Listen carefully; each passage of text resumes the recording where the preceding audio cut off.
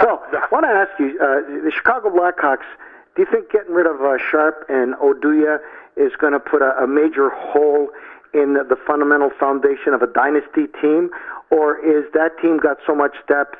Well, I mean, everybody knew that they couldn't afford the payroll that they had. Right. But right. Do you think that it was just smart thinking and it kept the energy and the momentum of that team for 2015-16 season? Well, as long as they've got Taves and Kane and Seabrook and Duncan Keith and even Corey Crawford, I think Corey Crawford proved himself absolutely worthy in the playoffs. He was fabulous in the finals, I can tell you. I watched every game, and I was there at every game. He was really good. They've got a solid core. They really do. And I think having to trade Brendan Saad because they couldn't afford him and getting back the Anisimov is going to put them as the second, Anisimov will be their second-line center and the big guy they wanted down the middle. And I think that'll help them, too. And they still kept a lot of those other guys like Shaw, who, man, that little guy, he causes more trouble, but he's really good on the team. And he's pretty quick. Blackhawks are still going to be a contender, without a doubt.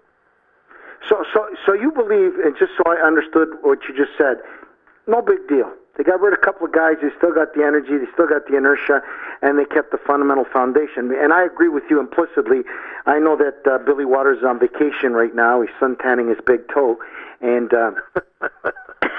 and he was never a big fan of Corey Crawford. But I always thought that Corey Crawford was the guy who would pull the rabbit out of his ass, and that's good enough for me. It doesn't matter if every once in a while we all stumble, we all stub our toe.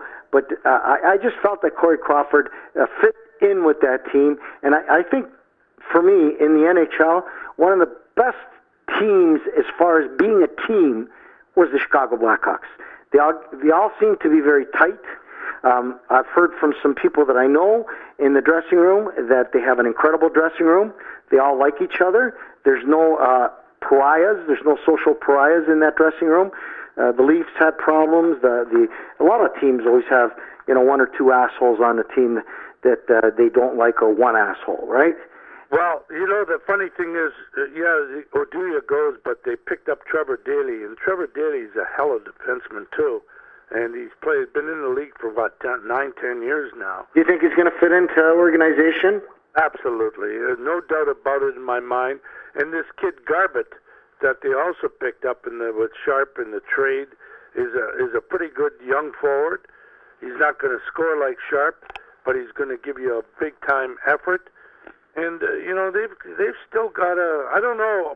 Somebody told me the other day that they're still about $3 or $4 million over the cap, but they've got until September or October, I guess, before they have to get under the cap. So maybe they're not done yet.